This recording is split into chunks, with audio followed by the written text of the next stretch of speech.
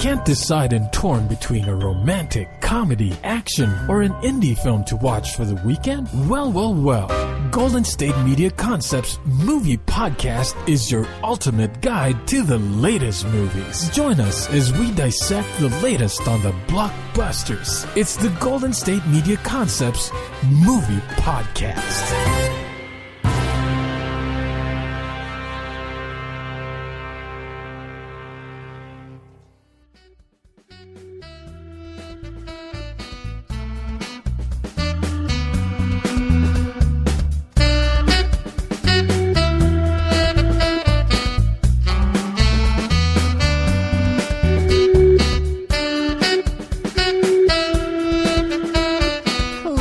Welcome to the GSMC Movie Podcast, brought to you by the GSMC Podcast Network. I'm your host, Sarah, and I've been thinking a lot about Mary Poppins the last few days, and there's several reasons for that. First of all, tomorrow's my mom's birthday, and as I've said before, if my mom ever says she likes a movie, then you should definitely watch it because she has very, very particular tastes. And so I asked her recently, what's your favorite movie? And she said, can't think of a favorite movie. I was like, and she's not one, I've said before, she's not one to like to watch movies over and over like the rest of the family. So I said, okay, well, did you have a favorite movie as a kid? Or, I was trying to get something out of her, and she's like, no, can't think of any, although I do like Disney movies. And so I started thinking about Disney movies and musicals and Mary Poppins, and partly because of that conversation with Mom, but also partly because I am helping with a camp at my other job next week, a kids camp, and they are using clips from the original Mary Poppins as part of the theme for the week. So that got me thinking about the original Mary Poppins, and then Mary Poppins Returns is now on Netflix. So I was finally able to watch it. It took me long enough, but I was finally able to watch it. So I have been thinking about Mary Poppins, and Heidi already did an episode with Mary Poppins and the original, so we're gonna get to what she had to say about that soon. We're not going to reinvent the wheel, but I did want to say that I titled this episode Practically Perfect. Are either of the movies practically perfect in every way? No. I love Julie Andrews. I love Dick Van Dyke. I love the original Mary Poppins. Sort of. Like, it's not one that I want to just sit down and watch straight through. I don't know why. I love watching parts of Mary Poppins. It's like, maybe it's a YouTube mentality. Go online and watch Let's Go Fly a Kite and then have it stuck in my head for the next week. Sure. Watch the scene where they jump into the chalk painting and dance with the penguins and, the horses jump off the carousel. Sure. Watch the when Mom sings the Sister Suffragette song. Yes. But for some reason, watching it straight through, I don't know, just has never been my favorite movie to sit down and watch straight through multiple times. So I went into the new one thinking, oh, well, I'm not sure how I feel about this. It's not a reboot. It's a sequel, so that made me happy. But how do you follow Dick Van Dyke and Julie Andrews? Lin-Manuel Miranda, of course, is amazing. So I knew that he would definitely be able to handle the role. And he's not Bert. He's Jack, because it's not a reboot. It's a sequel. He's not. Bert seemed to have a different job every day of the week. Jack is a lamplighter. That's what he does. Mary Poppins is played by Emily Blunt, who has much better hair than Julie Andrews' wig in the first one. And she really does have an incredible voice. She did a great job with the singing. The kids are adorable. The original Banks siblings are now adults, and the father is Michael Banks, who was the little boy in the first one. The cinematography is beautiful. The colors are so rich in this movie. It is just amazing to watch. It must have been amazing to watch in the theater. I really liked it. I really, really liked it more than I expected to, which is not damning with faint praise. I went into it with low expectations, and those expectations were absolutely blown away. My one critique, and this is kind of dumb, is that scene where Mary Poppins and Jack and the children jump into the bowl. So it's kind of like when they jump into the chalk painting in the original, and Mary Poppins sings and her hair is bobbed because it's 1930. So in this scene, her hair is bobbed and she's wearing a different kind of outfit than she is. It's kind of a body number, kind of for today's standards, it's not at all salacious or scandalous, but I just kept thinking, Mary Poppins, this is not Mary Poppins, and would she take children to this type of environment, to like a music hall where you sing this kind of just slightly off color song? I don't know. When I think of Mary Poppins, I think very, very proper, a little saucy, she's got a little something going on with Bert that there's some history there that we don't ever get fully explained, but I don't know. That number rubbed me the wrong way, and maybe I'm just being overly picky. Other than that, I liked it. I can actually see myself sitting down and watching this one on a more regular basis, and maybe I need to sit down and rewatch all of the original instead of just in bits and pieces, because I haven't done that in quite some time. Maybe next week. No, next week we're just doing clips, so that's not going to help me, but probably should put that on my list. At any rate, since we already had an episode on Mary Poppins, let's go ahead and I'm going to replay that, and you can, if you hadn't heard it before, you can hear it, or you can refresh your memory on the original. The episode about the original Mary Poppins and Mary Poppins Returns. Arianne, and I'm joined here with the always beautiful Heidi. Oh, thank you. She's always so cute. Oh. We are going to be reviewing the movies Mary Poppins, the one that came out in 1964, and also the new Mary Poppins Returns that just came out this December, I think the 19th. Mm-hmm. So we're going to start with the old one from 1964. It was released August, again, 1964. It was directed by Robert Stevenson. And the summary of this movie, if you haven't seen it, is about two kids, Jane and Michael Banks, who have run off basically every nanny they have ever had. Their parents, the Bankses, are like pretty wealthy, people. And anyway, so that's, Mary Poppins swoops in and just takes over the position as nanny. Mary Poppins isn't your ordinary nanny. She takes Jane and Michael on a few magical and fantastical adventures with the help of her good friend Bert, who is a chimney sweep, or whatever you want to call that profession. Yeah, chimney sweep. Yeah. Yeah, so that's the basic of it. Mary Poppins is played by Julie Andrews. Bert is played by Dick Van Dyke. Jane was played by Karen Daughtris? Sure. Yeah. Michael was played by Matthew Garber. George Banks, the dad, was played by David Tomlinson. Winifred Banks, the mom, was played by Glynis Johns. This is definitely a old-fashioned movie. Like, you can just tell, like, the difference. If you're used to movies now, you can tell the time, like, difference of it all. But it's kind of cool because they mix cartoon, like, basic two-dimension cartoon with, like, actual real life. Yeah. So... Yeah.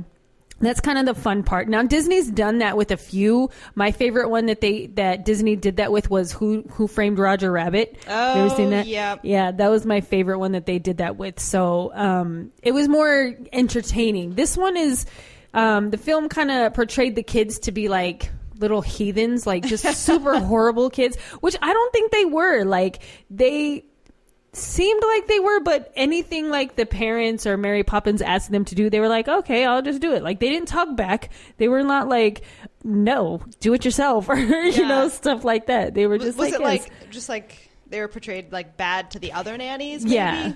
I kind of get that feeling. Yeah. I remember the cartoon scene was like the most memorable thing for me as a kid in that movie. It's what stuck with me the most. Oh, yeah. I just thought it was amazing that they could do that. I know, talk to like cartoon characters. Little penguins dancing. I thought it was like crazy. Yeah, it was weird too. The thing was like when Bert would like I just have to say his accent. Oh, terrible. His speech and accent in general, it was so annoying. I was like, why don't you just like let him be regular?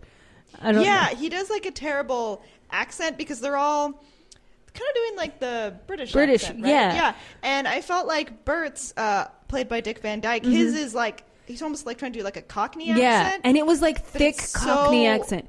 Annoying and not real. Yeah, like, it's not a convincing accent. It was horrible. When you watch it, just understand, like, don't be like, oh, this is so lame, the visual's so whack. Yeah, it was done in 1964. Yeah. They used what they could. Just really remember that. At the time, it was revolutionary. Oh, yeah, it was amazing. To mix real life with cartoon is like amazing. Yeah. Like, what did you just do there? Yeah. Blew your mind. Yeah. In 1964. Exactly. And you can totally tell, like, when there was obviously like a green screen or a blue screen and the actors were there in front of it. You can see it. You can totally see it. But it still makes it fun. What I really loved about Mary Poppins, the choreography is what stood out the most. This is a musical. Both of them are musicals. If you don't like musicals, don't go watch these. But the choreography, I would have to say, was the best part of both of these movies.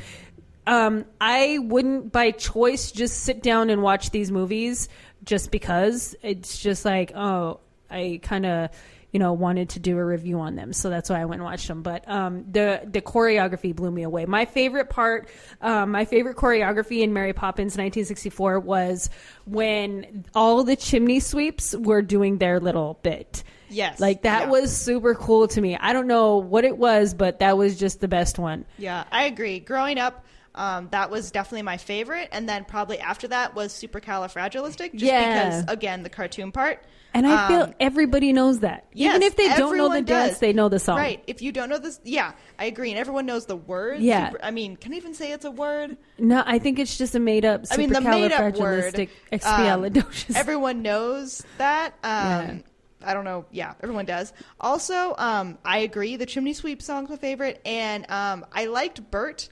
But even as a kid, I was like, why does he sound like that? Yeah. I think it's weird. Yeah. But it's charming. It's so charming. It is.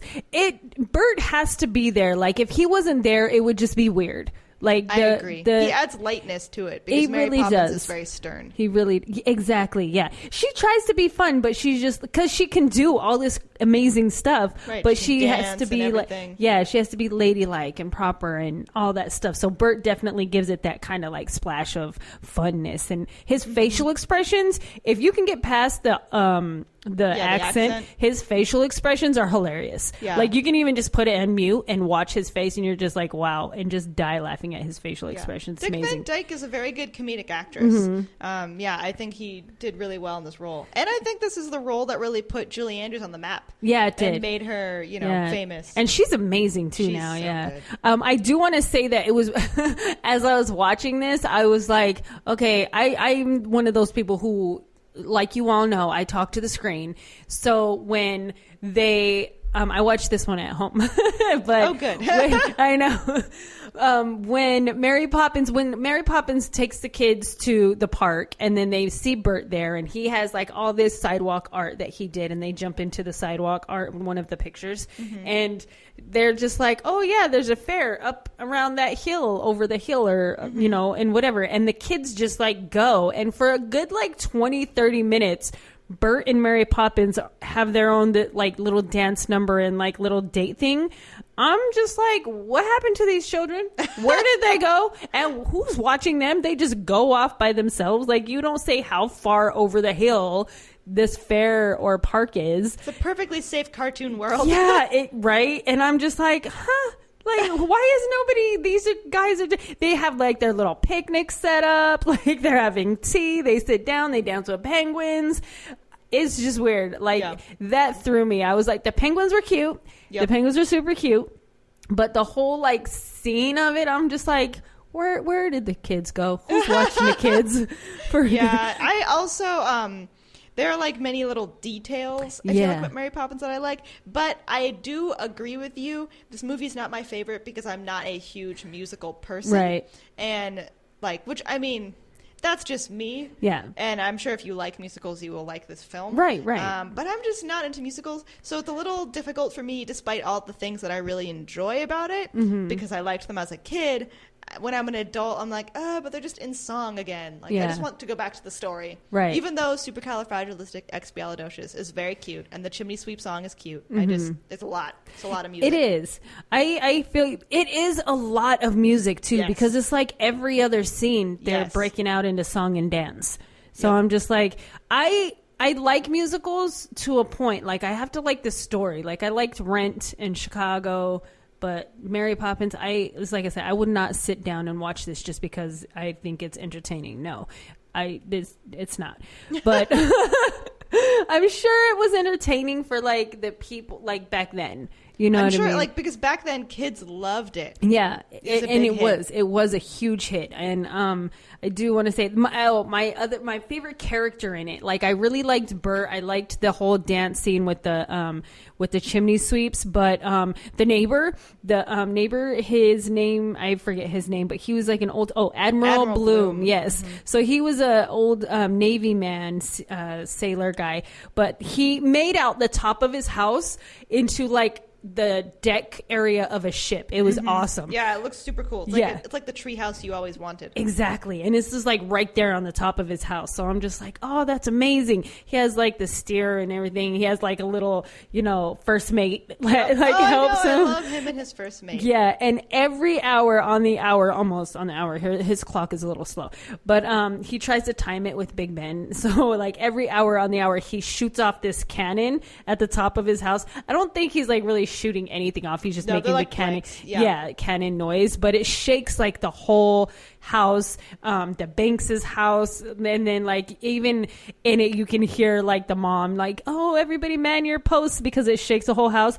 I think that is awesome, but I would hate to live there. Like, if he was my neighbor, I would be so mad. Yeah, because they have to stop and like make sure the piano doesn't roll away and that like vases don't just fall on the ground and break. Right. Yeah.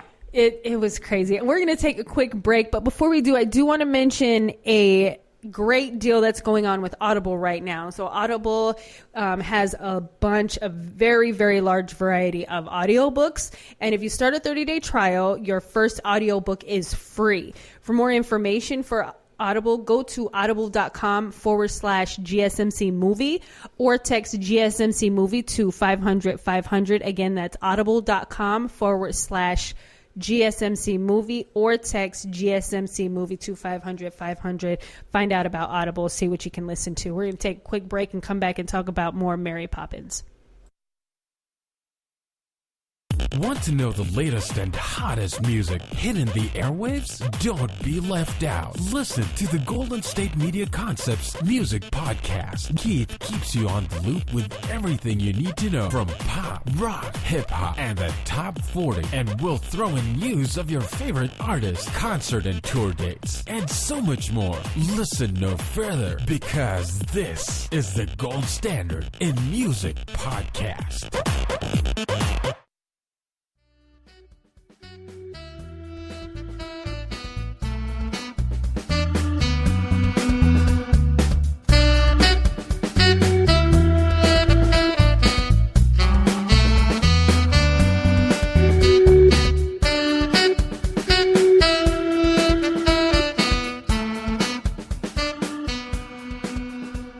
Welcome back to the GSMC Movie Podcast. We're going to continue talking about Mary Poppins, the original 1964. We just spoke about Admiral Bloom and how he set off a cannon every hour, which was fun, but I would hate to be a neighbor or anybody even in that neighborhood, because you know you would hear that. That's loud. Oh, yeah. I want to say that, Mary Poppins was fun. She's a fun character. Like, she's entertaining, she's proper, she's strict, she's magical. Like, you can do, if you have an imagination, she just makes it super fun. Bert makes it super fun. Like, I feel like that character had to be in there. Yes. You know, Yeah. if without it, it would have been weird. Like for her to just bring these kids just randomly, like without a companion, you know? There was a scene in here that I thought was hilarious. So at the very beginning, the mom is coming back from like a union rally. Or a suffrage rally because she's for women's voting rights. Yeah, women's voting rights. And so like she's wearing a sash that says votes for women, and she's all about like the future and getting things going for women and just moving forward. And she goes into a whole song and dance about that. And then I want to say like 10 minutes after that, the dad has his own song and dance about how he loves being the head of the household and everything's so classic and it's just the way it should be and everybody listens to the man and he's the boss. And I'm just like, what? Like, these are so contradicting. How are you guys married? Because she thinks one way and he thinks the complete opposite way, but they're just both like having this amazing like relationship. Because I don't know, it was weird. I was just like, that doesn't seem right. So I don't know. Yeah, I also want to mention a great companion film for the Mary Poppins films, or the Disney movie Saving Mr. Banks, which is about Disney making Mary Poppins and then him trying to basically get the rights to the story from the author of Mary Poppins, P.L. Travers. And I think it's a great story. It is, yeah. It goes, you get a better appreciation for Mary Poppins and for the author, which I definitely did. It's kind of a, sort of a sad story. Yeah. Her life was very difficult. But I think if you want to maybe like go into watching the new Mary Poppins Returns, watching this film, Saving Mr. Banks, might be a nice companion film. And it has Tom Hanks and Emma Thompson, which I don't think you can go wrong with those two actors. Right. No, not at all. And it has Paul Giamatti, who for like one of the few times in his life gets to play a nice character. So good for him. Yeah. Is it hard? I didn't get to watch that one. Is it hard to watch him play a good character? No, he's great. He's great at it. I feel bad. I feel like he's always typecast as like the guy you don't like. Oh, yeah. Like the bad manager or something.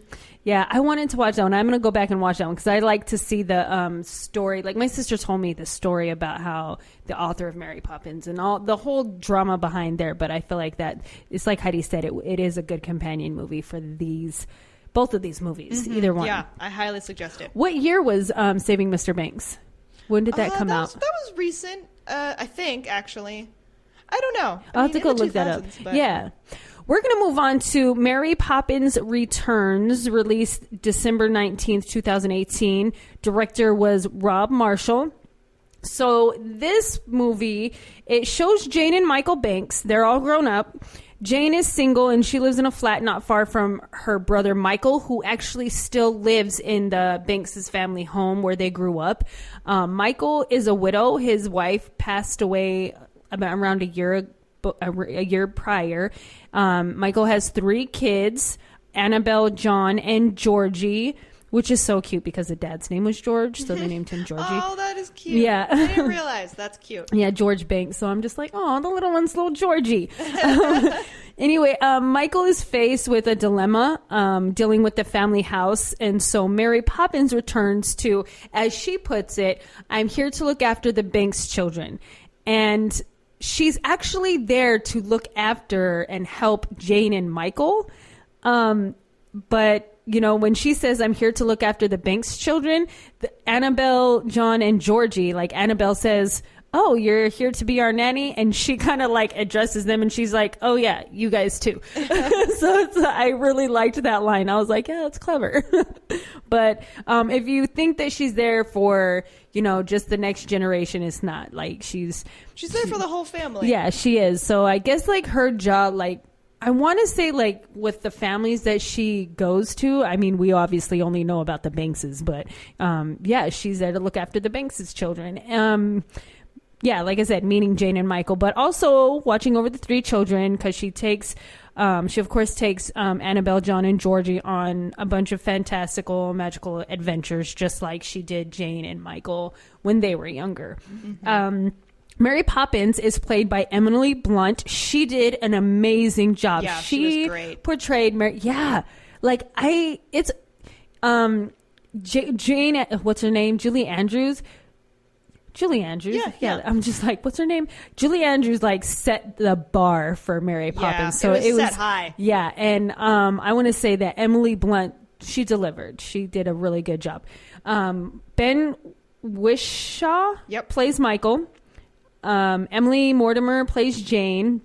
And then Dick Van Dyke makes an appearance in this. He played Bert in the original, but in this one he plays Mr. Dawes Jr., who's actually the bank owner's like brother or something like that. Yeah, he basically runs the bank. And then Meryl Streep is in this. She plays Topsy. They call her Topsy Turvy. She has like a longer name, but if you remember the original, Mary Poppins visits her cousin, and it's a man, and they like laugh and they float up to the ceiling. Mm-hmm. Well, Meryl Streep plays Topsy, and she plays Mary Poppins' cousin. Mm-hmm. So that's how the relationship there is. And then Ellen, who's the Banks' housekeeper, she came back too. So in the original, the Banks' had a housekeeper. Her name was Ellen. The housekeeper came back, and it's not the original cast person, but it's Julie Walters. You might know her. She played Miss Weasley in the Harry Potter films. Mm-hmm. So, and she did a great job. She looks different without the red hair. I want to say that. Also, Lin-Manuel Miranda is in here, and he plays Jack. The lamplighter. He was great too. Yeah, I loved him in this film. Yeah, I was so impressed. Instead of chimney sweeps, they have lamplighters. Right, they just chose a different laborer position. Right, exactly. That's so horrible. They just chose like someone who wears a similar outfit, exactly, but just a slightly different job. Just the same thing. And almost. It's interesting they chose someone who has also a prop. Like Bert always has a chimney sweep. Yeah. And Lin-Manuel Miranda always has like a ladder. Yeah. So, yeah. They did a good job. I want to say this. I don't really want to say it's a sequel to it. It's more like a remake. Heidi was mentioning that to me earlier off air, but it does seem more like a remake because it's the exact same. They go on the same adventures. They like not the exact same, but similar adventures, just like kind of tweaked a little bit, of course.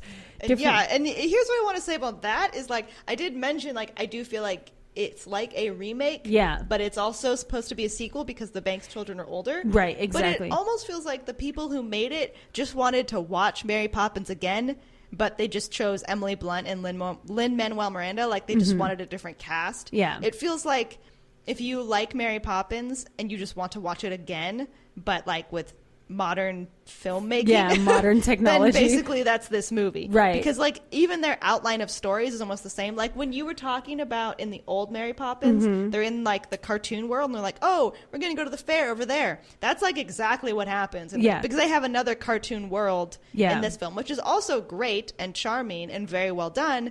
Like that's like the same story plot, plot it is. point. Yeah, it's just like a little bit almost darker. Actually, it seemed darker just because with the more intense. Yeah. And maybe that's just trying to say kids' tastes are more intense now, which probably is true. But yeah, no, I would say it's almost a remake. Yeah, it is slightly updated, right? Because the accent for the lamplighter's a lot better. Yes, it really was. It's something you can listen to. Yes, you really can, and without just being like, "Oh wow, that was horrible." Yeah, this one, the second one. The choreography, again, amazing in this one. I loved the choreography in this one. My favorite was when all the lamplighters did their little bit. I don't know what I just was just like all these guys just dancing, and the choreography was amazing. I don't know what to say about it. It was great. Also, so like in the chimney sweep dance number in the first film was great. You had a bunch of guys dancing. You have that similarly with the lamplighters in this, is a bunch of guys dancing. But in this one, they have bikes. Yeah. That was amazing. I loved the mix of like putting like just guys dancing on like, out in the streets. Yeah. But then you have it mixed with like people doing like BMX tricks. Yeah, it was pretty good. Because the lamplighters use bikes too. I thought that was also great. That was a great number. It really was. I enjoyed it. Yeah. If you liked the chimney sweep dance selection in the first one, you'll really like this one. We're going to take a quick break, but before we do, I want to mention a awesome deal that's going on right now with Audible. They have a huge selection of audiobooks, anything you could think of, mysteries, thrillers, biographies, science fiction, anything. If you start and sign up for a 30-day trial, your first audiobook is free. And if you want to find out more information about that, just go to audible.com/GSMC movie or text GSMC movie to 500. Again, go to audible.com/movie or text audible.com/GSMC movie or text GSMC movie to 500. We're going to take a quick break, and then we're going to come back and finish talking about Mary Poppins Returns. Tired of searching the vast jungle of podcasts? Now listen close and hear this out. There's a podcast network that covers just about everything that you've been searching. The Golden State Media Concepts Podcast Network is here. Nothing less than a podcast bliss with endless hours of podcast coverage. From news, sports, music, fashion, cooking, entertainment, fantasy, football, and so much more. So stop lurking around and go straight out to the Golden State Media Concepts Podcast Network. Guaranteed to fill that podcast itch. Whatever it may be. Visit us at www.gsmcpodcast.com. Follow us on Facebook and Twitter, and download us on iTunes, SoundCloud, and Google Play.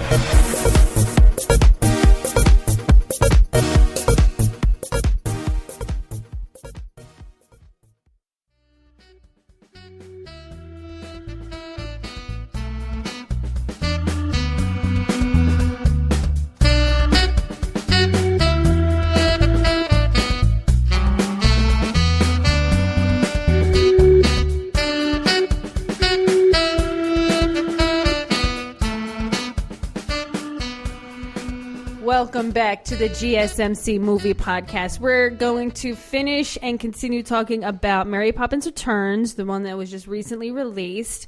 I do want to say, if you enjoyed the first Mary Poppins, you will definitely enjoy this one. They're basically almost the same thing, kind of slightly different, but not too much. It's like Heidi said, is basically a remake, but you will enjoy it. I do want to say Meryl Streep's character was hilarious. I loved her outfit, like the whole craziness of it all. And she did an accent. I don't know what kind of accent it was. It's a little confusing. It was almost like a Russian accent. Yeah. Maybe even almost kind of German, but it's like, it's not, you won't hear it and be like, that's definitely German. Or definitely Russian. Right. I would say it's a little mix. And they even comment that in the film. Yeah. Like, the character Jack, played by Lin-Manuel Miranda, he's like, oh, that's an interesting accent. Like, they even bring it up because it's not straight from life, you know? Right. It's a little different. But she did a good job with it, though. It's not like irritating or, you know, just like, what is going on? No, she played it well. I will say, she played it well. I did not love that part. I was a little annoyed by it, to be honest. Yeah. Not necessarily because of her accent. I just was like, I feel like they're just putting in Meryl Streep just to have Meryl Streep. Yeah. Which, I mean, she is great. And I was like, oh, they're having like a dance number with her, which I thought was fun. But I was like a little annoyed. And they never got the bowl back. No, they didn't. Which bothered me. That like plot point never concluded. Right. And I was annoyed. And if you don't know what bowl Heidi's talking about, watch the movie, you'll know. You'll know. Yeah. But I liked how they correlated with, because Meryl Streep was supposed to play Mary Poppins' cousin, and in the original, Mary Poppins' cousin was an older gentleman, and he was like floating on top of floating up near his ceiling because he was just dying laughing. Yeah, like he was laughing. Yeah, laughing so hard. And then the kids and everybody start laughing and they all float up towards the ceiling. But in this rendition, Mary Poppins' cousin is Meryl Streep, Topsy, and instead of them floating up to the ceiling, her house is flipped upside down. So they're on the ceiling. I did like how they did that, which, I mean, again, it's just like you're basically just remaking the movie. Right, exactly. But, yeah, I mean, I did think that was creative. I found her character kind of annoying. Yeah. Which is hard for me because I love Meryl Streep and I don't want to find her annoying. Right. But I, personally, it was just a little much for me. Maybe it was the accent. I don't know. Something about it. It was super extra. Like, her house was, it was packed of just, random knickknacks and everything. Yeah. It was just super extra. Her outfit, everything was super extra. But I think that's why I liked it, is because she made it I don't know, she made it super extra in a good way. Yeah. It was just over the top, just way over the top, but she definitely made it work, I feel like. Yeah. Another actor that I think we should mention. So we did say that Dick Van Dyke does make an appearance. I don't feel like I want to give away completely how that happens, but I will say he shows up. Yeah, he does. Randomly. It's just random. It's random. And I really enjoyed seeing Dick Van Dyke. I really like him as an actor. How do I say this? Arianne, you had mentioned earlier off air to me that he did play multiple characters in the original Mary Poppins. Yeah, he played another character instead of just Bert. He plays in the bank? He plays somebody in the bank. Oh, okay. I can't remember. I didn't know that. Yeah. But that's really interesting, which makes me feel a little bit better about how everything happened.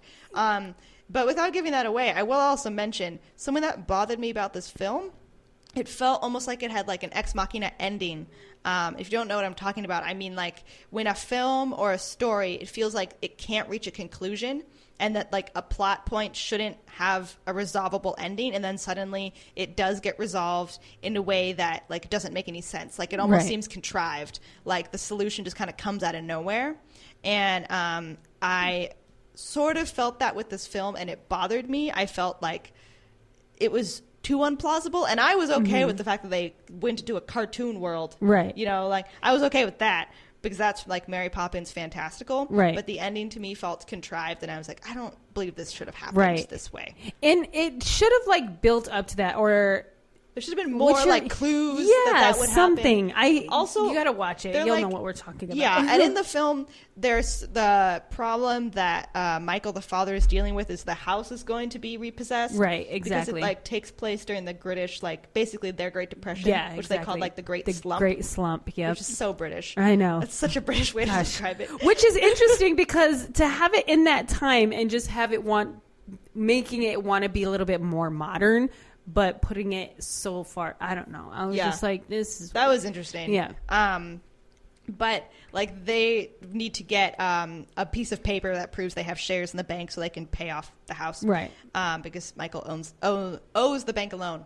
But like basically I would say from the very beginning that it is introduced, I saw where they were going to get the paper. Me too. I saw it too. Immediately. Yeah. And then I was like, well, I've ruined the movie for myself. Right. You know? Yeah. Oh, I'm glad you thought that. Yeah, okay. I mean, we're not children. This is meant for children. Exactly. When I saw it, I was just all like, how long is it going to take them to figure that out? And then there was like 15 more musical numbers before they got to the end. Because it shows it at the beginning. And then you have to wait the whole movie for them to figure it out. Yeah. And I felt the same way. I knew exactly where the paper was. So it's like, all right, any time now you're going to figure it out. Yeah. Any minute now. Waiting. 5 more musical numbers. Anytime now. It's been 5 minutes. They're going to say it again.